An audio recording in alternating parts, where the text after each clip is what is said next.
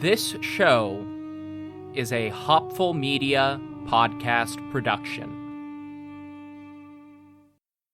Hey, History of Persia fans. Before Persia, another civilization controlled the Middle East. The very first civilization, the inventors of writing itself. From the clay tablets of ancient Mesopotamia come the oldest stories. The history and myth of the first Mesopotamians is the subject of the Oldest Stories podcast online at oldeststories.net. If you like ancient history, come check out the Oldest Stories after you listen to this episode. The history of Persia is intertwined with conquest. It began with conquest when Cyrus, king of a small city called Anshan, set out to build the greatest empire the world had ever seen. In a series of stunning campaigns, he achieved just that, becoming one of the greatest conquerors in history, and basically started Persian history. After all, you don't get the title the Great for nothing. But he wouldn't be the last great Persian conqueror. Other Persian rulers like Darius the Great, Mithridates I, and Ardashir I would go on to become great conquerors on their own, establishing their own great empires and legacies. If you want to hear their story, and the stories of other great conquerors, many of whom are far less famous despite their great achievements, join me, Ramzi Shalah, on my podcast, The Conquerors Podcast, available on all platforms you listen through.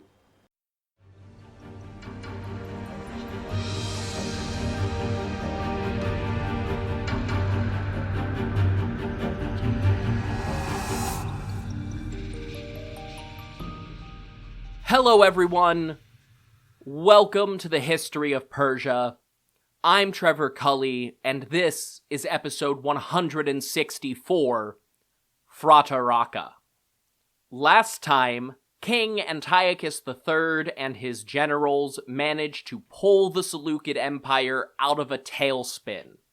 The rebel satrap of Media, Molon, had defeated two loyalist armies in Mesopotamia, while Antiochus's prime minister Hermaeus convinced the king to start a war with Egypt.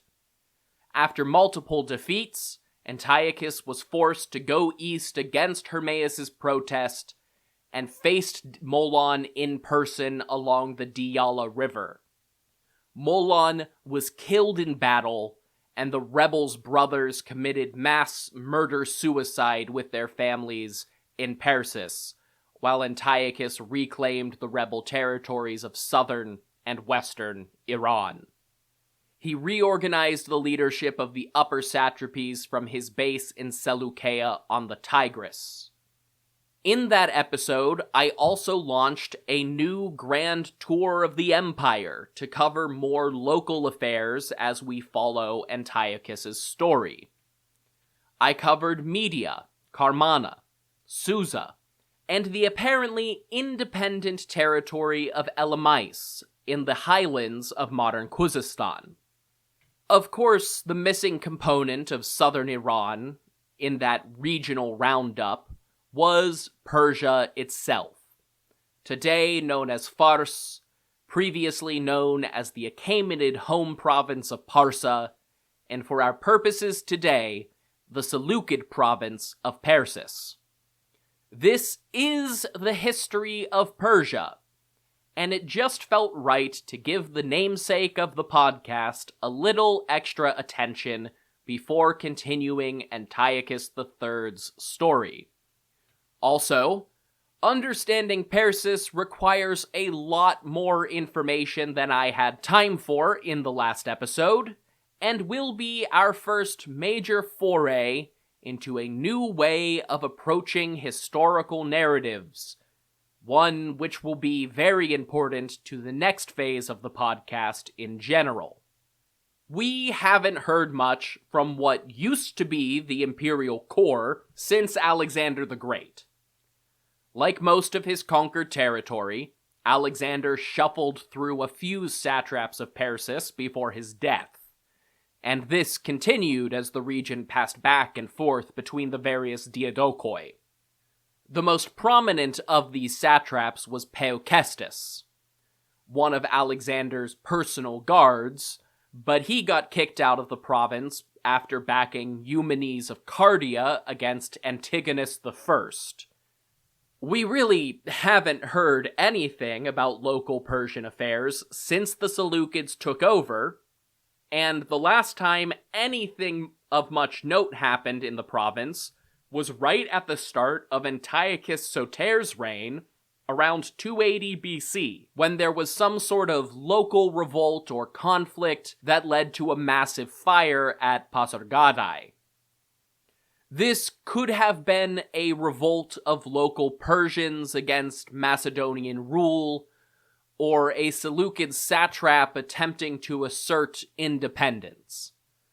All we really have evidence for is that the people living in Pasargadae at the time were afraid enough to bury their wealth, and the citadel of Tal et Takht was burned to the ground. Then, during Molon's revolt against Antiochus III, we suddenly get the presence of Molon's brother as satrap of Persis, according to Polybius. So we can assume that there was some degree of continued Seleucid rule in the province during the intervening decades. I have encountered a few historians who actually cast doubt on this, just breezing past the otherwise monumental claim that satrap Alexander's Persia must have been a different region than the province of Persis, but this is based on a flawed understanding of today's real main characters. The Frataraka. Here is what we know with certainty. Sometime after the reign of Seleucus Nicator, local Persian rulers became prominent under the Persian title Frataraka.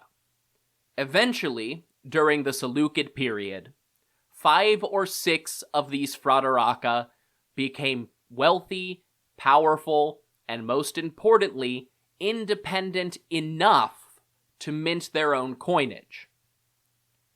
One of these coin-minting Frataraka is almost certainly mentioned briefly by the Roman historian Polyaenus in his Stratagems. That's it.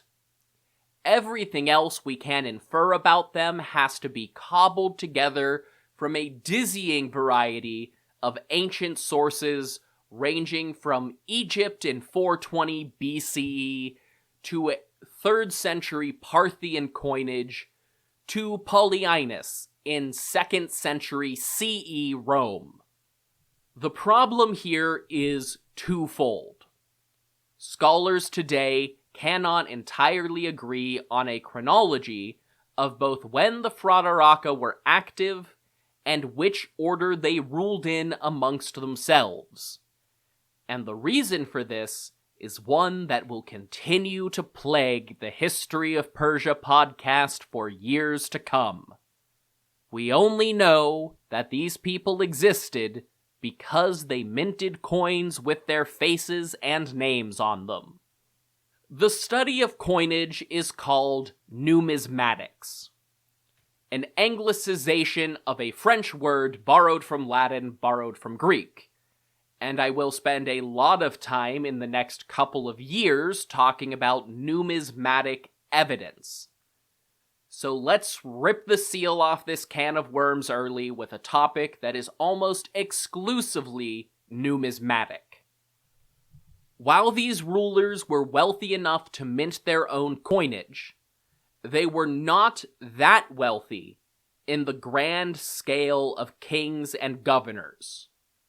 They do not seem to have produced genuinely new coins very often, if at all. Instead, they routinely restruck existing coins with new designs, leaving faint traces of the old design on the individual coins underneath the new mark.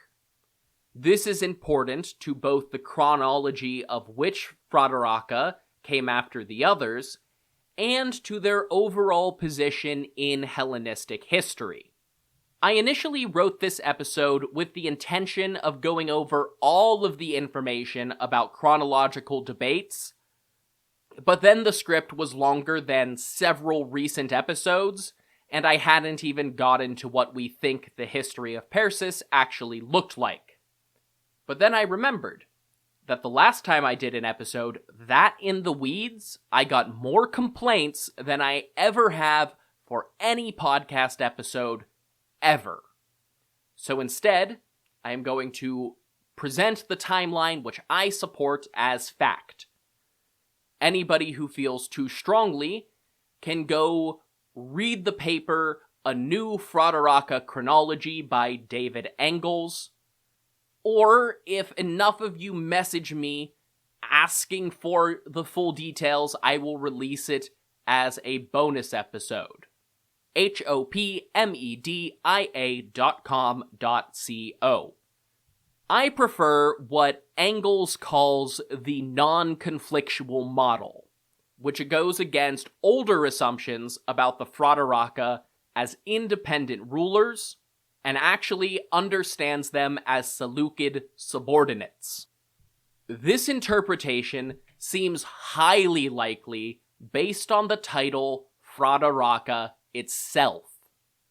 It's not a common term, but it does appear in a few Achaemenid Aramaic records from Egypt, which present the Frataraka as a sort of regional governor below the provincial satrap and above military garrison commanders. That seems to be exactly the role of the Persian Fratarakas in the Seleucid state. In all likelihood, it's probably the role that I sometimes just call regional governor, or the Greek word hyparch. Our anchor point for this chronology is actually the second of the Fratarakas, so bear with me for the first one. The first was Ardashir, sometimes called Ardashir I, when he is placed in the same dynasty as some later local kings. If you know ancient Iranian history more broadly, then that name probably sounds familiar from the much later Sassanid dynasty, which features several Ardashirs. Ardashir is just an early form of that name, but it is also very useful to linguists because it tells us that the Persian language changed rapidly in the Hellenistic era.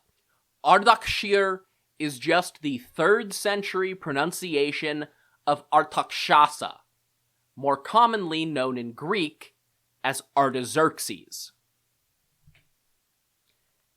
This Ardashir's coins were typically minted on top of coinage produced by Alexander the Great and Seleucus Nicator, bearing the legend Ardashir Frataraka of the gods, son of Pars. Pars, in this case, could be part of his father's name or an ethnic label, calling himself the son of Persia. Either is plausible. Ethnic identities frequently get incorporated into names. There's plenty of people in Iran and India and Pakistan today who are named some version of Arya for that exact reason. But son of Persia would also harken back to Darius the Great's description of himself as a Persian, son of a Persian, on his own tomb. I should also note that the legends on all of these coins are written in Aramaic rather than Greek or Persian. Aramaic had long been the common language of the Central and Eastern Persian Empire, and that would remain true for centuries after this time. However, it does mean that scholars, myself included here, generally do some translating and transliterating between Aramaic and Persian when trying to read these things.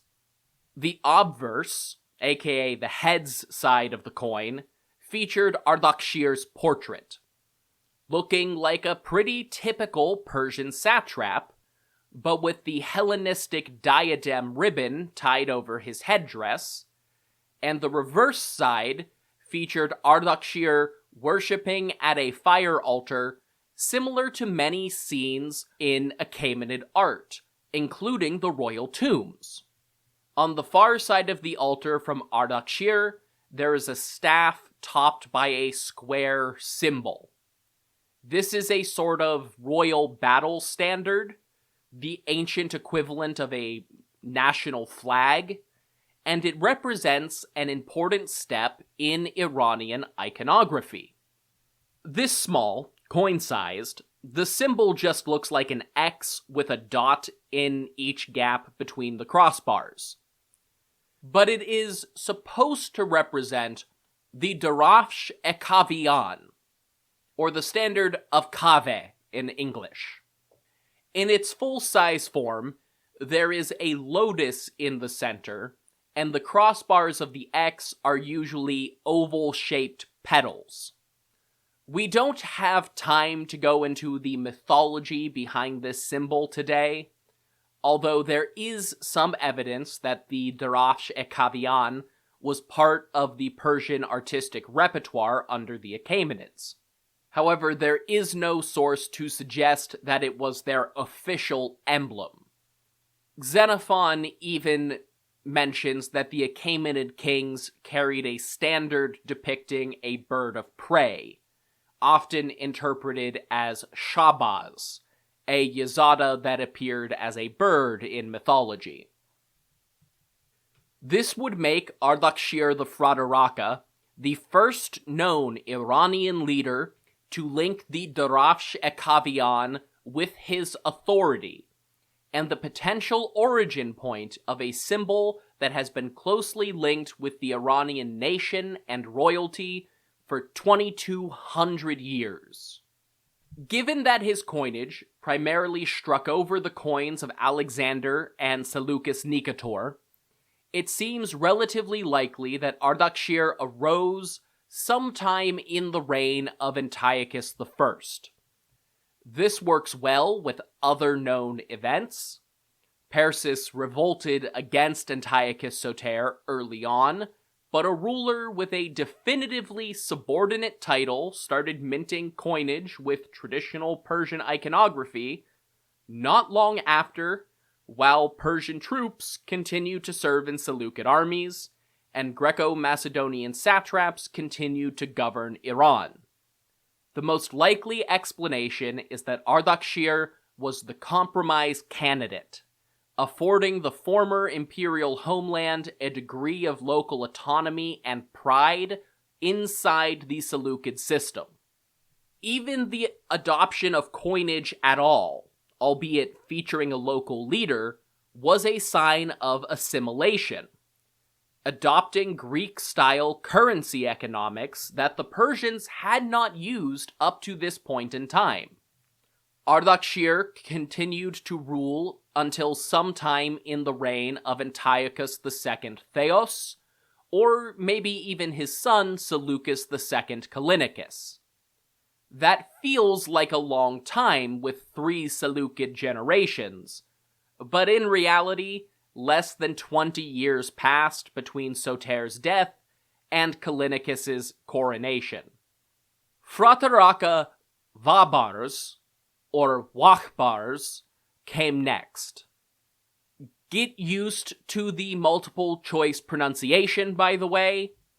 W, P, B, or V in Middle Persian pronunciation are debated by linguists and historians. Generally just pick one and stick with it. I am going to use whichever is the easiest for me to read aloud. So today, it's Vabars. We know that Wabars came after Ardashir because his earliest coins actually reused his predecessor's reverse side die. They stamped Wabar's portrait on the obverse and Ardashir worshipping on the reverse until the die wore out completely. These first coins used some of the same legend as Ardashir II, just swapping out the names, but also dropping the son of part. So he was Wabars, Frataraka of the gods, a Persian. Also, just as a fun note, Wabars' portrait presents him as having a truly massive mustache, stretching over the edges of his headdress. Polyaenus tells two stories of 3,000 Persians involved in a revolt.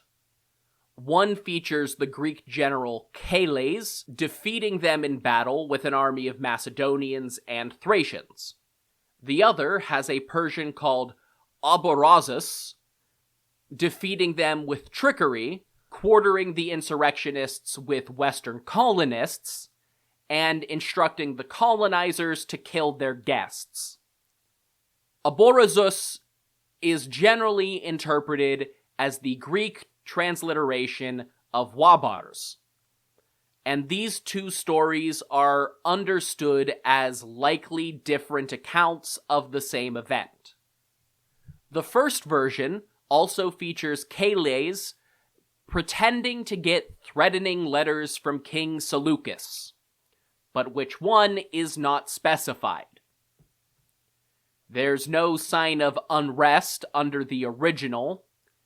The third was only king for a couple of years, so just based on the order of the Frataraka, and probability, this is Seleucus II. And that makes a lot of sense.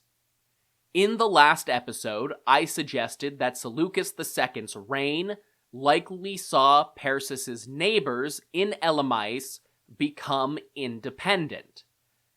And it was definitely the time when Parthia and Bactria broke away. It makes sense that Persis would see some sort of revolt or separatist movement at this time as well. Assuming Polyaenus' account of Aborazes is our Wabars, the Frataraka, then it seems clear that Wabars was on the pro-Seleucid side of the rebellion.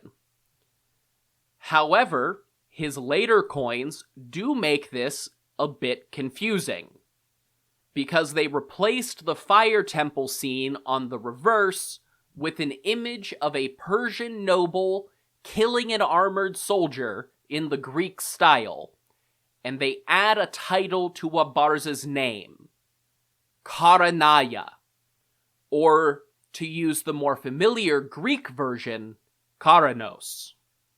This was the extremely important military viceroy in the Achaemenid period, a title wielded by Hystaspes of Bactria just before Alexander's invasion, and by Prince Cyrus the Younger before that.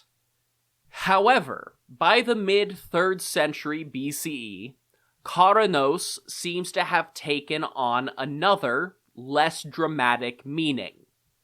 King Arsaces in Parthia, before claiming a royal title outright, used the Greek title Autokrator on his coinage, as did Diodorus in Bactria. Arsaces also used Karanaya as a translation of Autokrator in Aramaic.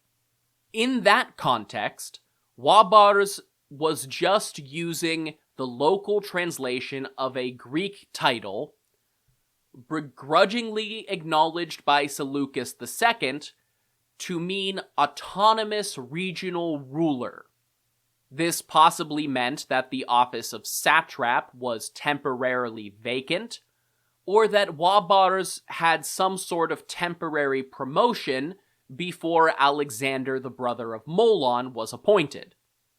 These same coins feature a Greek monogram for the word Nike, meaning victory, and they depict a battle scene. So they apparently celebrate some sort of military success for Wabars, plausibly the same conflict described by Polyaenus. Of course, it is also possible that Wabars simply served the Seleucids for a time, then tried to turn around and assert greater power for himself. Because after Seleucus II comes the brief Seleucid III, Antiochus III, and Molon's rebellion. Plenty of opportunity for secession or revolt, even if Wabars started as a loyalist. Next comes Vadfridad I, the same name that the Greeks usually rendered as Autophridates, because multi-language linguistics telephone is a ridiculous game. Though I should say that next is a loose word here. This is where the internal chronology gets especially muddled.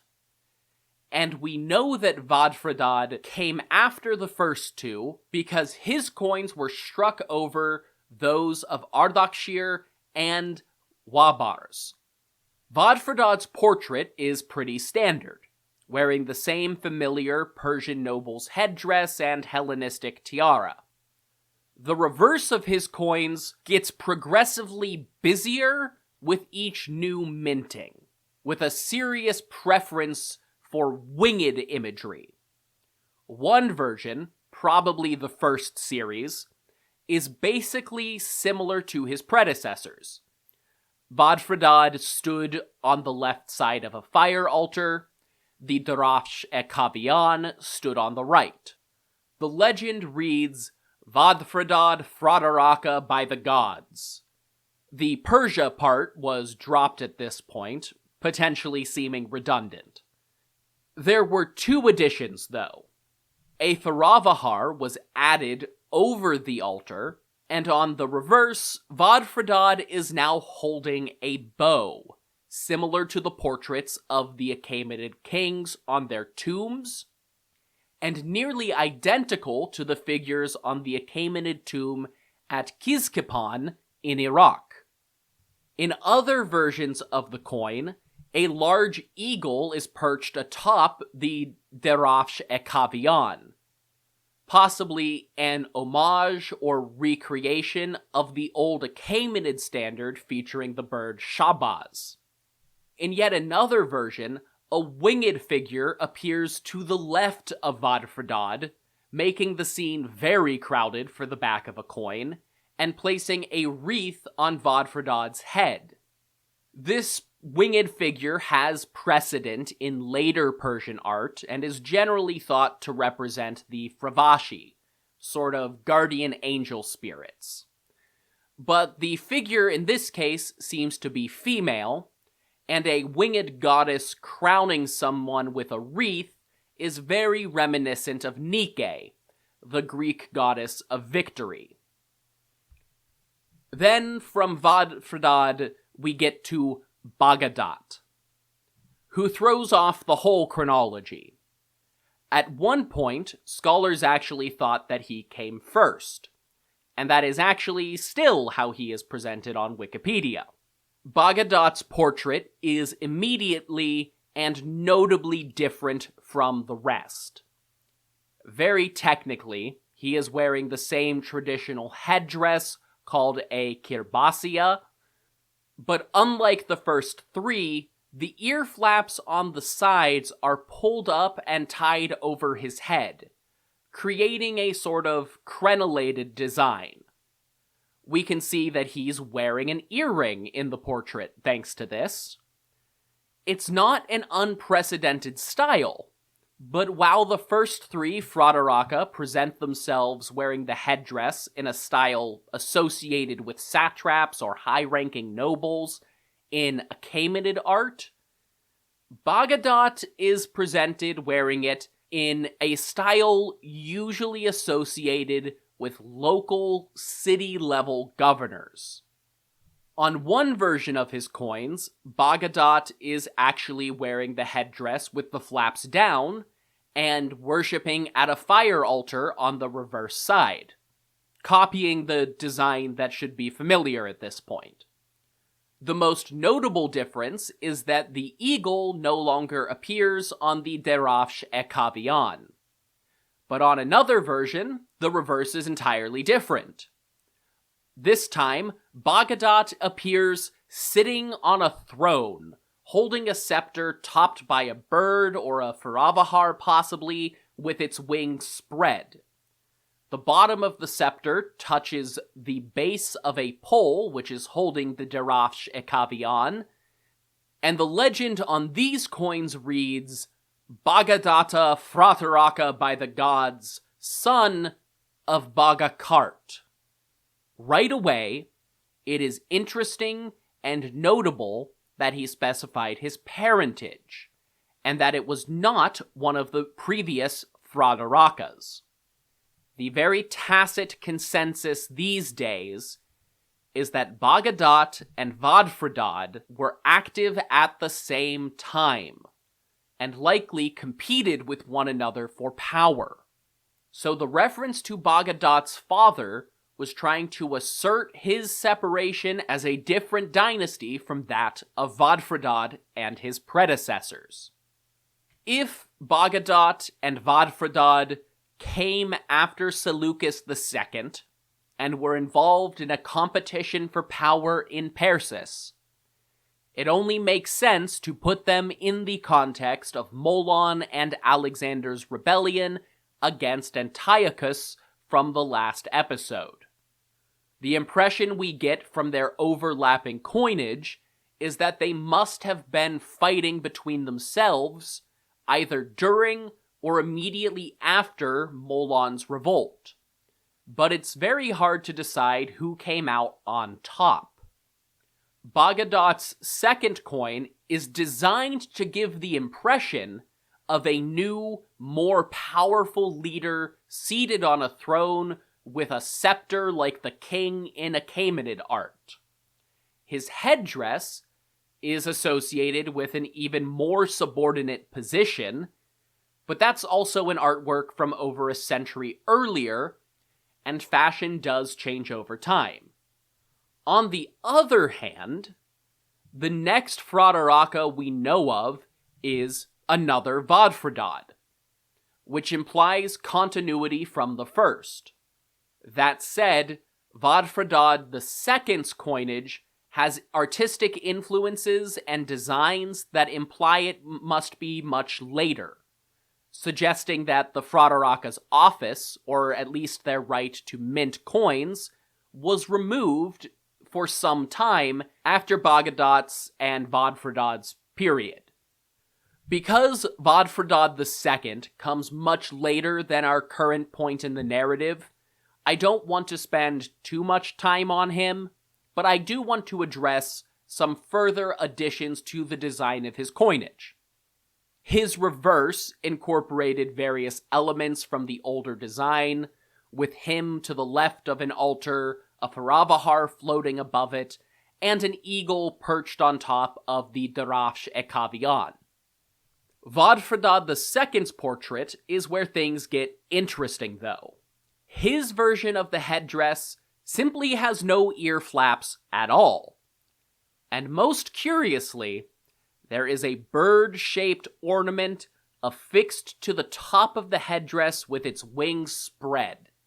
This is the beginning of a tradition that would grow and sort of spiral out of control to the point of absurdity over the subsequent centuries of Persian leaders, with great and elaborate decorations atop their headdresses and later crowns. Future local rulers, who we can call Frataraka for simplicity, continued using elements of Vadfradad II's coinage. But there is a slight chronological problem here. Eventually, a leader who identified himself as the son of a Vadfradad declared himself king of Persis. That's a story for another time, but he was almost certainly not Vadfradad II's son. Quite simply, there are too many coins with no inscription at all, copying Vadfradad's headdress. By my interpretation, there are at least 2 distinct portraits from these unlabeled Fratarakas, possibly as many as 4, but the coins are not in great condition. However, those unidentified Fratarakas introduced another piece of important Persian iconography for later generations, by adding or replacing the bird on their headdress with an upward-facing crescent. Alternatively, although most numismatists consider it unlikely, Vodfradad II came after a period of unlabeled coins. In that case, we go from Vodfradad I and Baghadat to a series of rulers with no writing on their coinage, and then Vodfradad brings the writing back near the end of the Frataraka period. In that case, he probably is the father of the future king of Persis.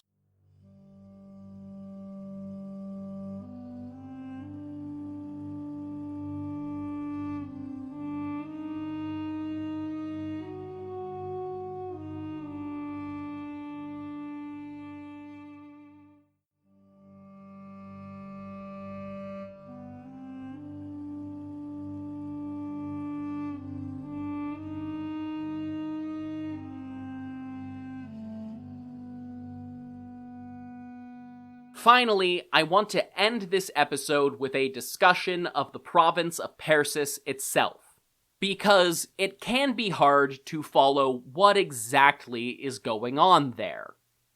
At least 2 Seleucid colony cities were established in the province, or around its borders at least. There was Laodicea in Persis, and Laodicea in Media, which seem like they might actually have been the same place right on the provincial border near modern Nahavand. The other, Antiocheia in Persis, was actually an expansion to the Achaemenid palace complex of Temukan, or Tauke, near modern Borazjan. These main colonial outposts were likely supplemented by smaller villages of settlers mixing in with the Persian population. The seat of government for Persis is harder to identify. Pasargadae seems to have limped on as a gradually shrinking settlement after being partially burned down, but it largely faded away. Persepolis is a more interesting question, though. Several ancient sources reference Seleucid figures going to Persepolis as a still functioning city. This makes sense to a degree. Only the Achaemenid royal palace was burned. The greater Persepolis area to the south and west was still at least mostly intact when Alexander the Great left. And as the existing center of administration, it likely retained that importance. There was just one problem here. That palace complex that Alexander burned was Persepolis's heavily fortified citadel. Without it, the place was practically indefensible. There were outlying fortresses, but the most important was one simply called the fort. Stakher in Old Persian, or Estakher, as the Persian language quickly adopted the definite article e in the Hellenistic period. Estakher was on the far side of the same valley as Nakhcherostam, and thus not far from Old Persepolis. Over time, more and more administration shifted toward Estakher and away from the degrading remains of the old Achaemenid mansions in Persepolis. Estakher eventually did become the seat of the Fratarakas and later local rulers, but when exactly the shift from Persepolis to Estakher happened is difficult to say. We can also see the influence of the Achaemenids gradually fade away with new tombs in Persis. I covered these ages ago in a bonus episode called The Lesser Tombs, but the basic outline is simple. Several rock-cut tombs similar to those of the Achaemenid kings at Nakhche-Rostam and Persepolis appear all over the province, dated to the Hellenistic period. A couple, specifically one called Kele Dawood, have reliefs depicting figures very similar to the Frataraka on their coins. These non-royal tombs, of course, were not as ornate, but structurally, they began to differ from Achaemenid tombs in an important way. Rather than shallow divots or plinths to place each body individually in the tomb, as we see in the Achaemenid designs, these Hellenistic Persian tombs increasingly had a single narrow pit, called an astodon, or an ossuary. Put bluntly, it's a bone pit. After the flesh has been removed from the bones, they are interred loose and mixed together with the remains of their family. This tells us, A, that the Egyptian style of embalming and encasing in wax favored by earlier kings had either fallen out of favor or just become too expensive for the nobility to access. And B, excarnation, leaving the deceased open to the animals in accordance with Zoroastrian tradition, was probably becoming more common. After the bones had largely been picked clean by the vultures and jackals, they could be taken to these tombs. Slowly but surely, the religious practices and aesthetic styles and forms of government in Persis changed over the course of the Hellenistic period. But it was hardly the only place where that happened. It was high time that I discussed the Fratarakas, but next episode we have to go back to storytelling. Antiochus III has a choice to make. Which of his ongoing wars will he fight next? Until then. If you want more information about this podcast, you can go to hopfulmedia.com. That's where you'll find things like my bibliography, episode imagery, and additional resources. If you want to hear more of my voice, you can listen to America Secret Wars, where I tell my friends and guests the story of forgotten and overlooked conflicts in American history.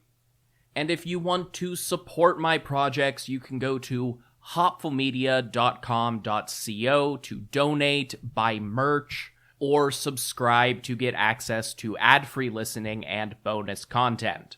If you don't want to spend money on me, that's absolutely fine. The best ways to support a project like this are to share on social media or leave reviews on your podcast app of choice. So review on Apple, rate on Spotify, and you can find me on Blue Sky at History of Persia and on Instagram at History of Persia Podcast.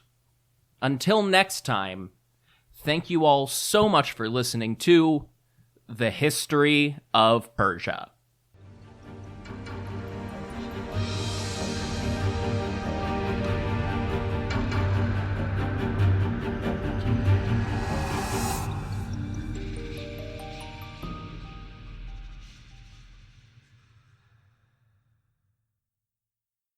Hey, History of Persia fans. Before Persia, another civilization controlled the Middle East, the very first civilization, the inventors of writing itself. From the clay tablets of ancient Mesopotamia come the oldest stories. The history and myth of the first Mesopotamians is the subject of the Oldest Stories podcast online at oldeststories.net. If you like ancient history, come check out the Oldest Stories after you listen to this episode. The history of Persia is intertwined with conquest. It began with conquest when Cyrus, king of a small city called Anshan, set out to build the greatest empire the world had ever seen. In a series of stunning campaigns, he achieved just that, becoming one of the greatest conquerors in history, and basically started Persian history. After all, you don't get the title the Great for nothing. But he wouldn't be the last great Persian conqueror. Other Persian rulers like Darius the Great, Mithridates I, and Ardashir I would go on to become great conquerors on their own, establishing their own great empires and legacies. If you want to hear their story, and the stories of other great conquerors, many of whom are far less famous despite their great achievements, join me, Ramzi Shalah, on my podcast, The Conquerors Podcast, available on all platforms you listen through.